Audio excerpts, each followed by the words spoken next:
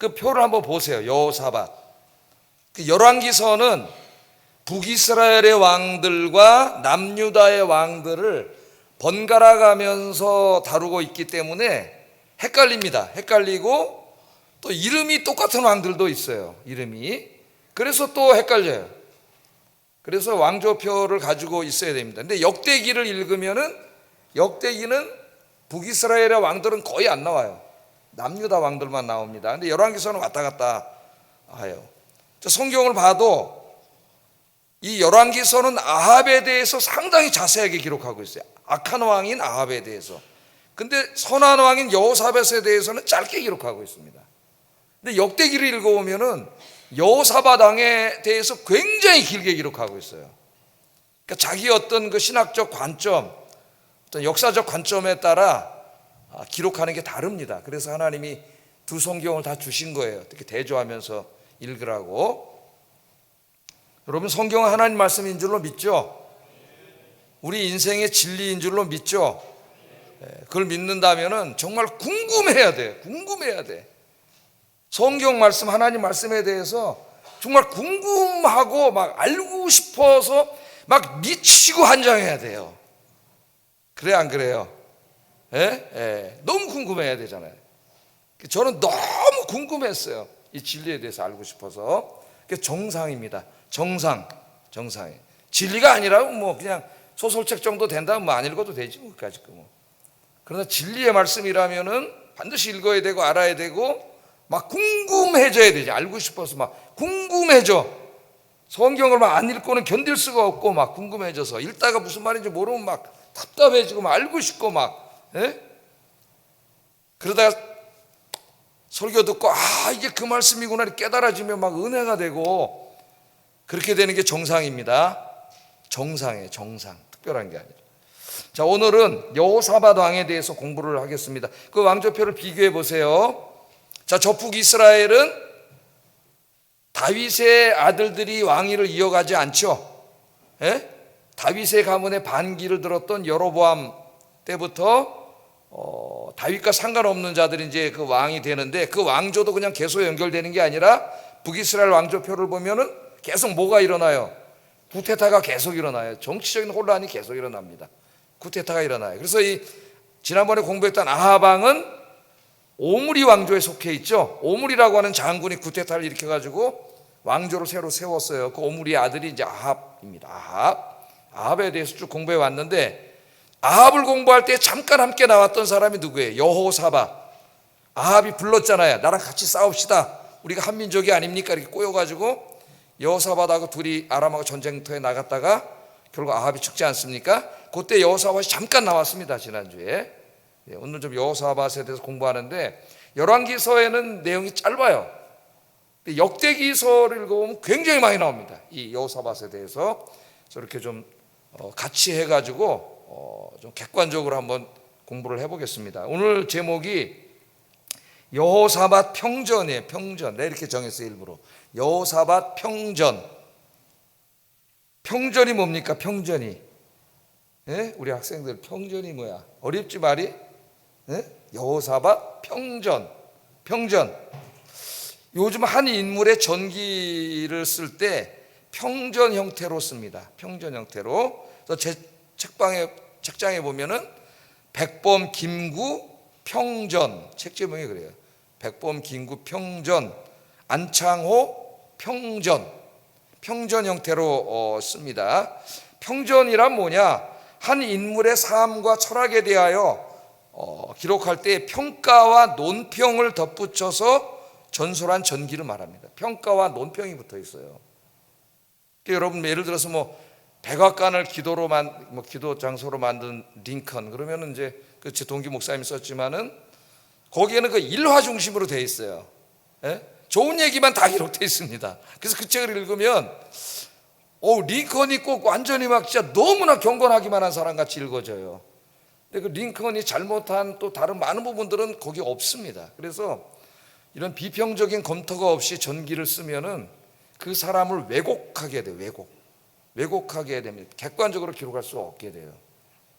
그래서 한 사람의 전기를 쓰는 사람이 그 작가의 비평적인 시각을 가지고 잘한 점과 잘못한 점을 다 다루면서 될 수 있는 대로 우상화시키지 않고 객관적으로, 그래야 되지 않겠습니까 여러분?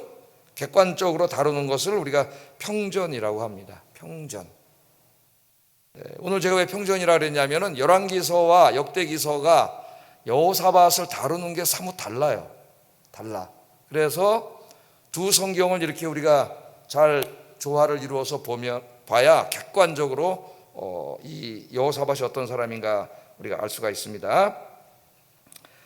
자, 이 여호사밧은 일반적으로 이제 하나님을 잘 섬겼던 훌륭한 왕으로 알려져 있습니다. 이 사람이. 그런데 이제 이 두 성경을 비교해서 읽어보면은 아쉬운 점도 굉장히 많은 사람이에요. 아쉬운 점도. 역대기만 읽으면은 굉장히 좀 이렇게 여호사밧을 높이고 굉장히 훌륭한 사람으로만 볼 수가 있어요.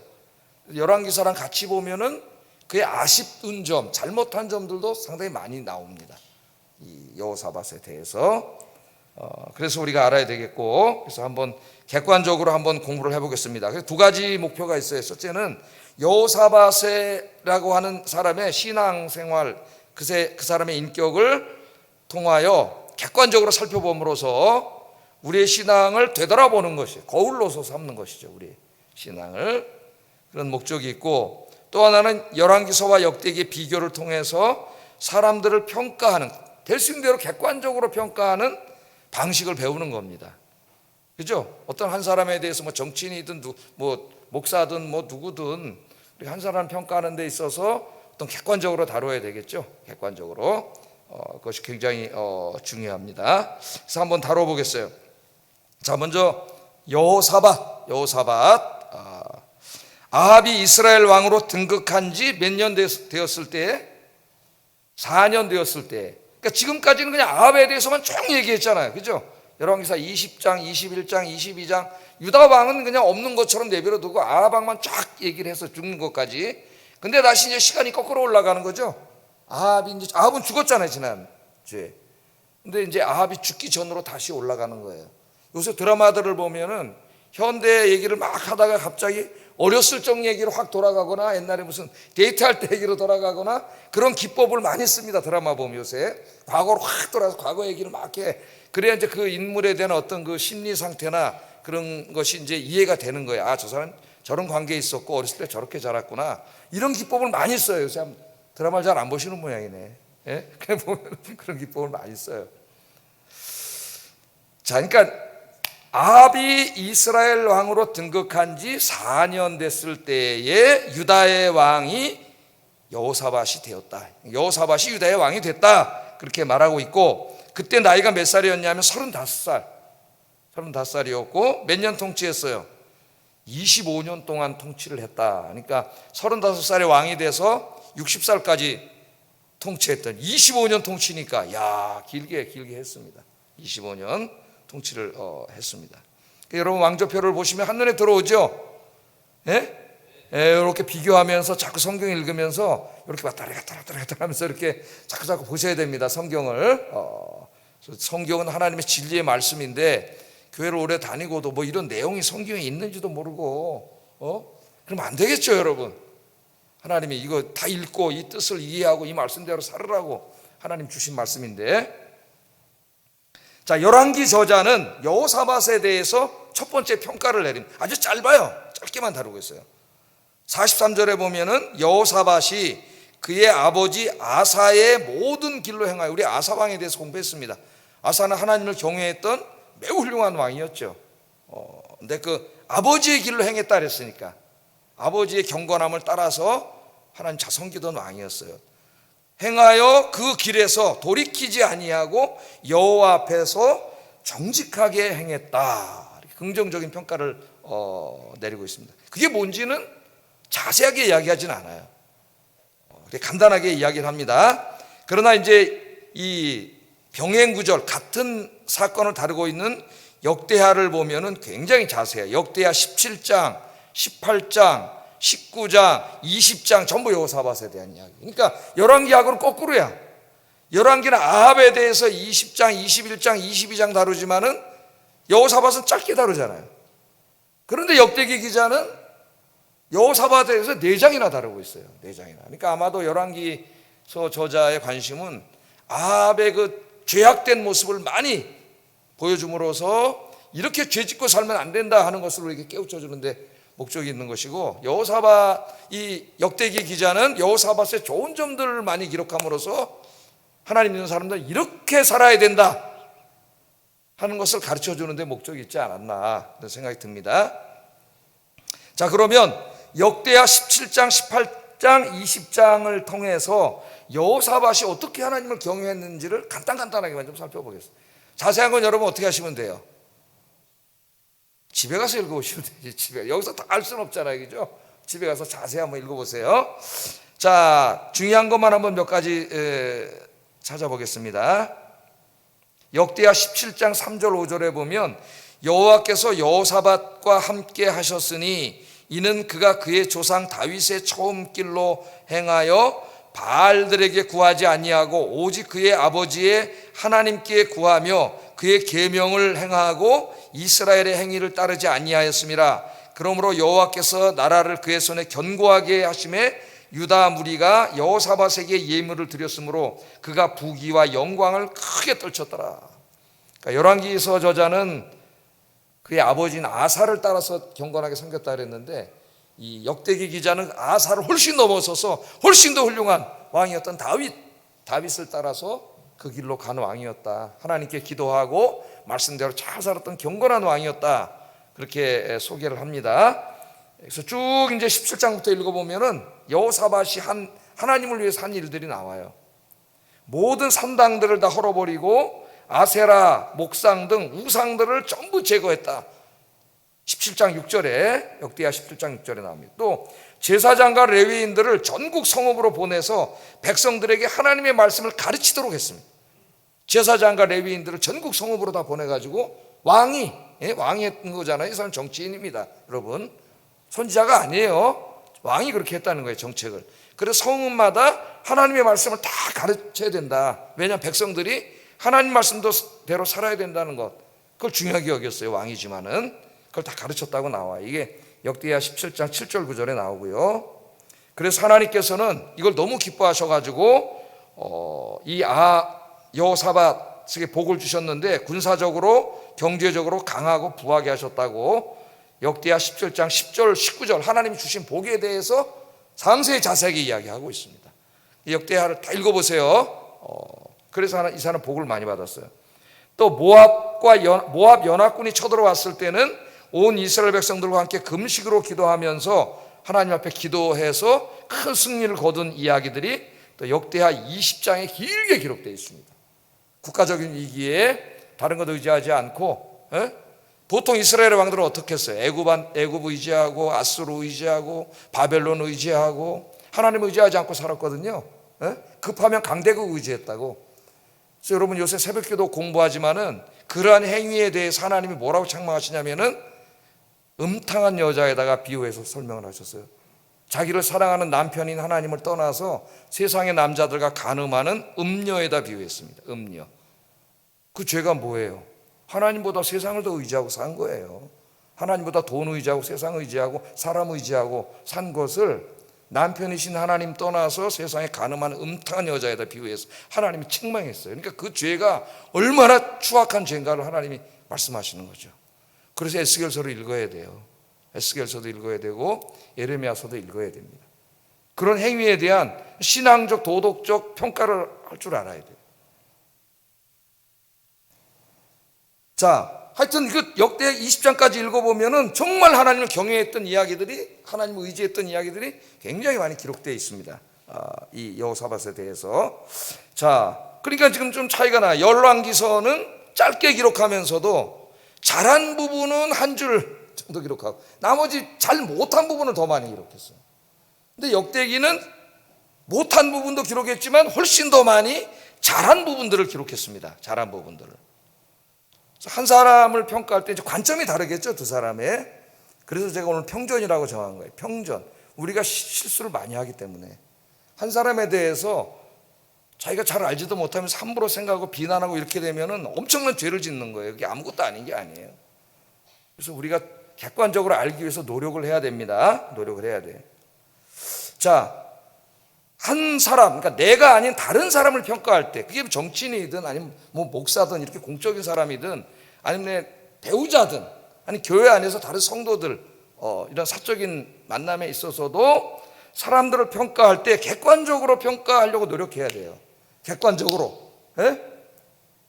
남을 함부로 오해하고 잘못 알고 막 비난하고 욕하고 이것이 아무것도 아닌 게 아니에요, 여러분. 엄청난 죄를 짓는 거예요. 하나님 앞에, 그 사람 앞에. 노력을 해야 됩니다. 그래서 다른 사람을 평가할 때는 역대기의 기술 방법을 따르는 게 좋다. 역대기. 뭘 먼저 평가하면 좋아요? 그 사람의 잘한 부분을 객관적으로 먼저 평가해 보는 게 좋습니다. 다른 사람에 대해서 얘기할 때는, 그게 공적인 사람이든 사적인 관계 있는 사람이든 마찬가지예요. 우리 속담에 사랑하면 눈이 먼다는 속담이 있어요. 사랑하면 눈이 먼.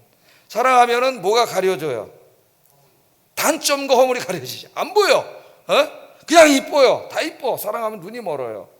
그런데 미워해도 눈이 멉니다, 여러분. 미워하면 뭐가 안 보여요?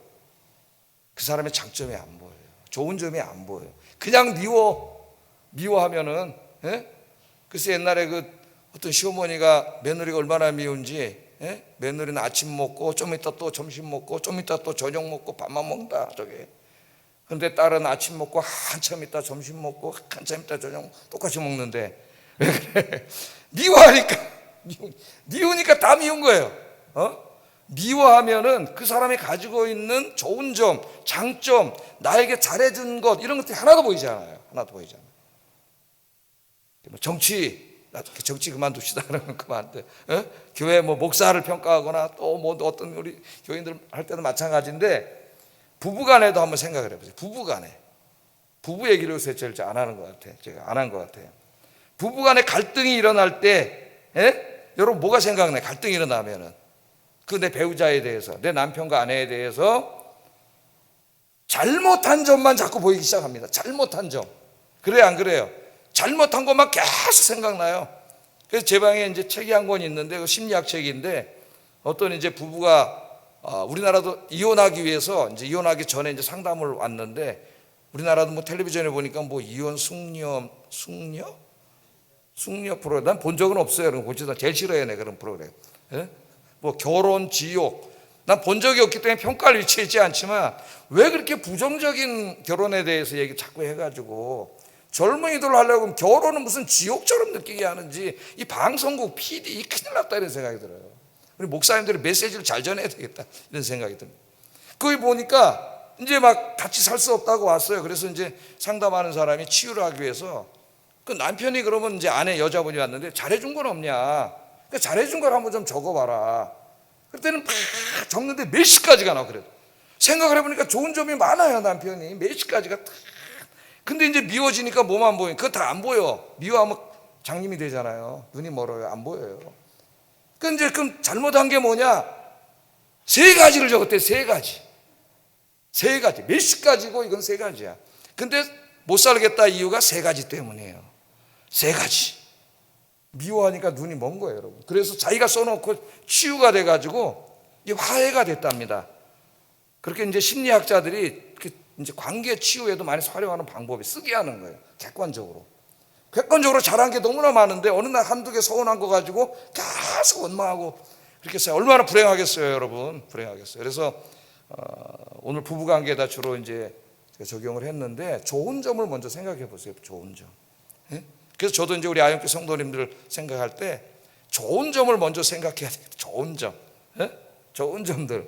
좋은 점들을 다 생각하고 나서 그냥 객관적으로 평가를 해야 되니까 저분이 좀 부족한 게 뭔가 그런 것들도 이렇게 평가를 하면은 그런 것도 좀 잘 이해를 할 수가 있어요.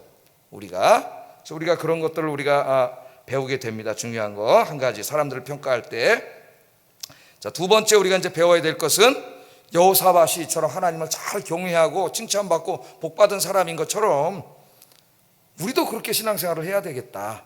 우리도 제가 설교 길어질까 봐 다 얘기는 안 했지만 여러분 집에 가서 역대하 17장부터 20장까지를 한번 자세히 다 읽어보세요.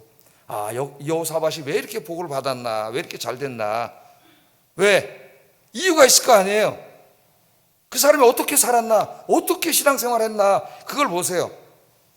그 사람이 복받은 것만 자꾸 보려고 그래요. 우리나라 사람들은 기복신앙이 돼요. 그게 중요한 게 아니에요. 뭐가 중요한 거예요? 어떻게 살았길래가 더 중요한 거예요. 어떻게 살았길래 하나님이 이렇게 기뻐하셨느냐, 그거를 보려고 그래야지. 그죠? 그걸 배워야죠. 그거를. 그게 목적이에요. 성경의 목적. 복은 그냥 따라오는 거예요. 그건 아무것도 아니에요. 그래서 여호사밧처럼 하나님을 잘 경외하는 여러분 되시기를 주의 이름으로 축복합니다. 그리고 다른 사람 바라볼 때 그냥 미워하면 눈이 먼다. 오늘 중요한 걸 깨달으시고 좋은 점을 먼저 찾아보세요. 누가 꼴도 보기 싫게 밉다. 하여튼 그런 사람은 없겠지만 난 차창호 목사님이 꼴도 보기 싫게 밉다. 그러면 이제 앉아서 기도하시면서 그래도 좋은 점은 없나 먼저 한번 생각을 해보세요. 좋은 점 있어요, 없어요? 뭐 한 가지라도 있겠지. 한 가지라도 뭐 잘생겼다 뭐 이런 거라도 있겠죠. 그러니까 좋은 점들을 생각해 보세요. 내 어떤 분 진짜 싫어할 때 좋은 점은 없나? 좋은 점 찾아보세요. 좋은 점이 많아요. 한번 해보세요, 여러분. 진짜로 이게 좋은 점이 많은 분인데 저게 부족하구나. 그러면 다 이해할 수 있고 사랑할 수 있어요. 오늘 역대기 기자를 통해서 이걸 배우기를 주의 이름으로 축복합니다. 자, 여호사밧은 훌륭한 사람이었지만 그렇다고 그가 잘못한 것을 눈 감아주면 안 되는 것이죠. 그죠? 그럼 객관적으로 평가할 수가 없어요. 그래서 이제 그가 잘못한 부분들도 우리가 알아야 돼요. 그게 평전이에요. 평전. 잘못한 점들. 그는 훌륭한 신앙인이었지만은 부족한 부분 몇 가지가 나옵니다. 부족한 부분. 그러니까 우리가 오늘 그걸 타산지석으로 삼아야 되는 거예요. 저렇게 하면 안 되는구나. 배워야 됩니다. 첫째, 뭐가 부족했느냐? 열왕기서 저자가 그걸 지적하고 있는데, 첫째, 여호사밧은 산당을 폐하지 않았다 그래요. 산당을 폐하지 않았다. 43절 한번 읽어보겠습니다. 시작.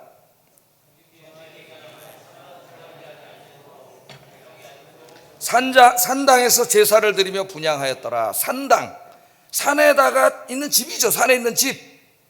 자, 성전이 있습니다.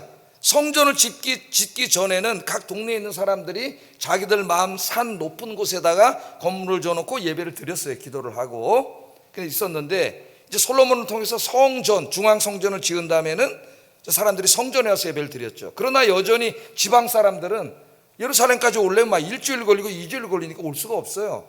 그러니까 여전히 이제 산당에서 예배를 드리는 그런 것이 있었는데, 이 산당이 나중에 이제 우상 숭배에 이게 아주 그 근간이 됩니다. 이 산당이. 그래서 이제 여호사밧이 왕이 되었을 때 산당의 폐해가 너무 심했기 때문에 산당을 다 헐었어요. 다 헐어버렸습니다. 그런데 이제 병행구절인 역대하 17장 6절에 보면은 이렇게 있습니다. 그가 전심으로 여호와의 길을 걸어 산당들과 아세라 목상들도 유다에서 제거하였더라. 다 제거했다고 같이 이렇게 기록하고 있는데, 그런데 이 열왕기상 본문에는 제거하지 않았다고 그러잖아요. 근데 역대기 본문에는 제거했다 그러잖아요. 성경을 유심히 읽는 사람이라면 이게 어떻게 된 거지? 그런 걸 한번 찾아보셨나요? 찾아보시고 줄쳐놓고 비교해보고 그래야 돼. 사실은 그래야 돼. 그런 사람은 이제 신학자가 돼야 되겠죠. 목회를 하든지. 다르게 기록되어 있어요. 어떻게 된 걸까요, 여러분? 맨 처음에는 역대하 17장 6절처럼 산당을 헐은 거예요. 헐었어요. 다 헐어버렸는데 가만히 보니까 예루살렘까지 오기에 거리가 너무 먼 사람들이 맨 처음에는 왕이 헐으라 그래서 헐었지만은 그 뒤에 너무 불편하니까 다시 지은 거야. 지는 가까이 사니까 거기 있지, 우리는 어떻게 가라는 거야. 그러면서 다시 졌어요, 산당을. 그러면서 그것 때문에 민심이 좀 안 좋아지는 게 느껴지는 거예요. 민심이. 그랬더니 여호사밧이 자기의 정치적인 이익에 있어서 백성들로부터 이게 좀 백성들이 자기 싫어할까 봐, 정치인은 백성들의 사랑을 먹고 사는 사람 아닙니까? 그러니까 이제 산당을 다시 졌는데 당연히 그 보고가 됐겠죠. 산당 또 짓고 다시 짓는다.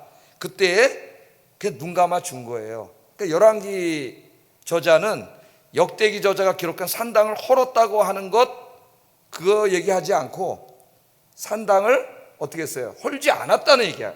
결국은 안 옳았다는 거죠. 결국 안 옳았다. 그러니까 나쁜 점을 지적을 한 거죠. 눈 감아 준 겁니다. 역대하 20장 33절 한번 읽어보겠습니다. 시작.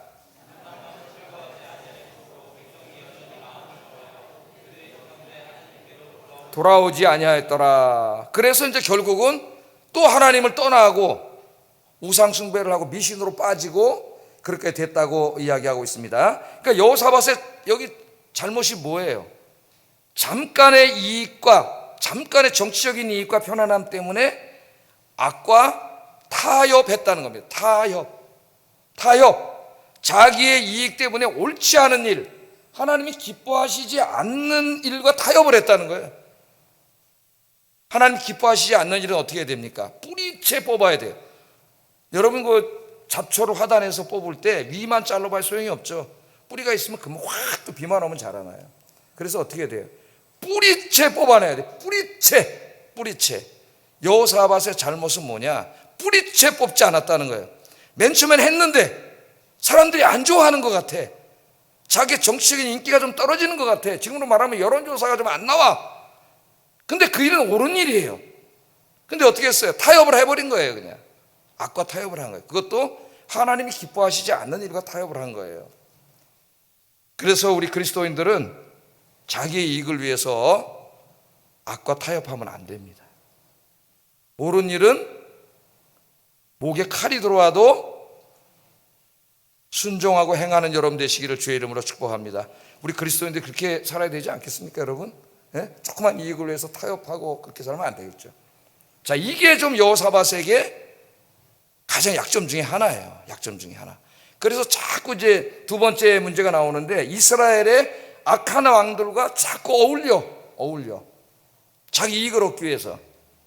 그래서 아합과도 어울리고 그의 아들 아하시아와도 어울려요. 이것 때문에 책망을 받습니다. 하나님 앞에.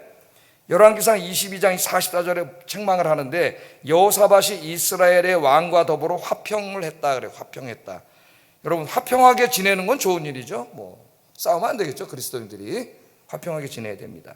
다른 사람들과 불화하지 말고 화평을 이루는 일에 힘써야 됩니다. 우리 그리스도인들은 여러분이 옆집 사람과 직장과 누구와도 화평하게 지내야 되죠.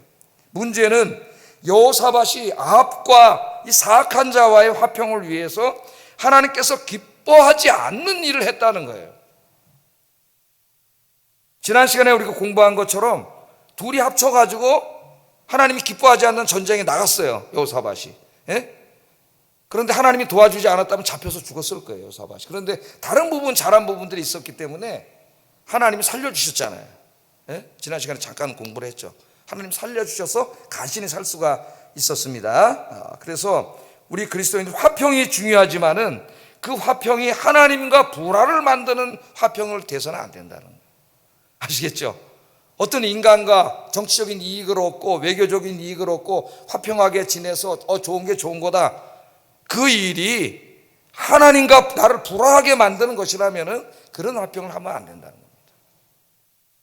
자, 예를 들면은 안 믿는 친한 지인이 있다고 한번 생각을 해보세요. 믿지 않는 지인이. 근데 그 사람이 주일날 낮에 자꾸 등산을 가자 그럽니다. 너 내 친구 맞냐? 등산 같이 가자 자꾸 그러는 거예요.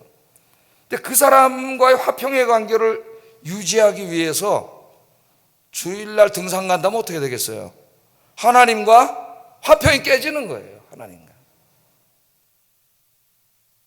교회 안에 친한 분이 있습니다. 근데 우리 교회는 그런 분이 없겠지만은 근데 그분이 자꾸 하나님이 기뻐하시지 않는 일을 하고 말을 해.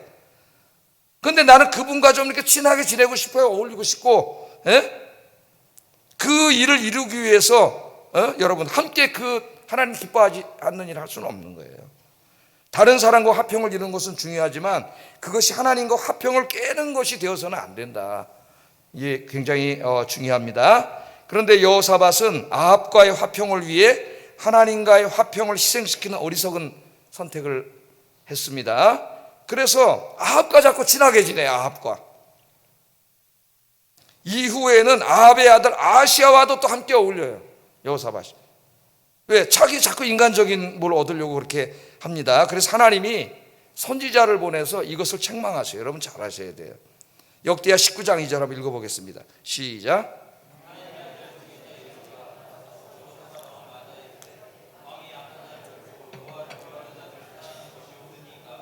그러므로 여호와께로부터 진노하심이 왕에게 임하리이다. 뭐라 그래요? 선지자 예후를 보내서 뭐라 그래요? 악한 자를 돕고 여호와를 미워하는 자들을 사랑하는 것이 옳습니까? 아합과 아시아는 누구예요? 여호와를 미워하는 자예요. 우상을 섬기는 자예요. 근데 그들과 자꾸 어울려 친하게 지내.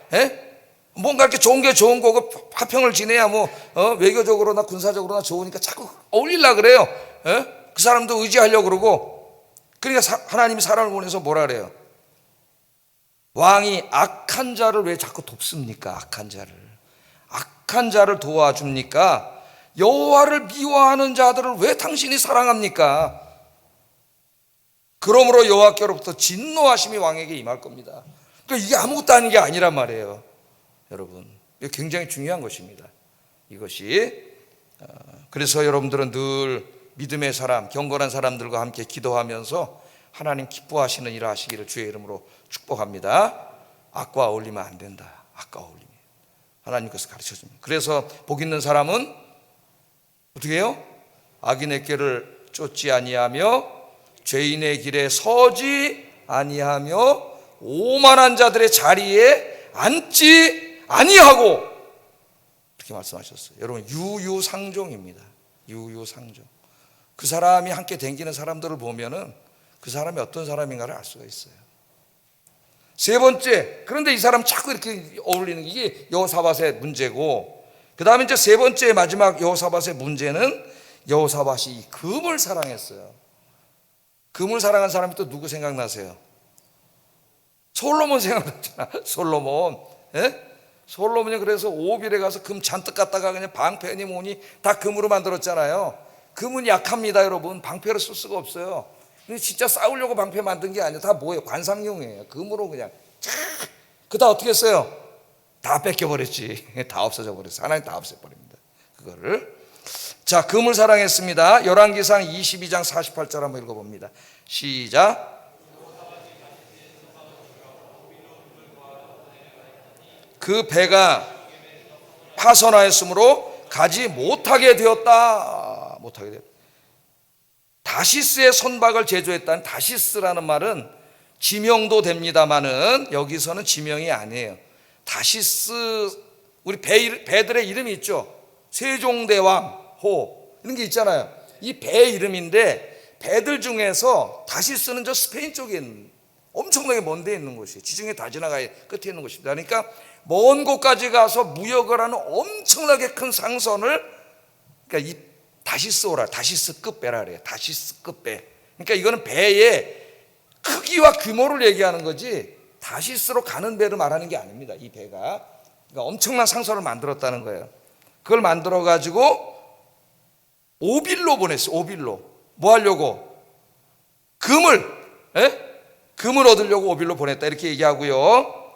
그 다음에 역대하 20장 35절 37절에 좀 더 자세히 나옵니다. 한번 읽어보겠습니다. 시작.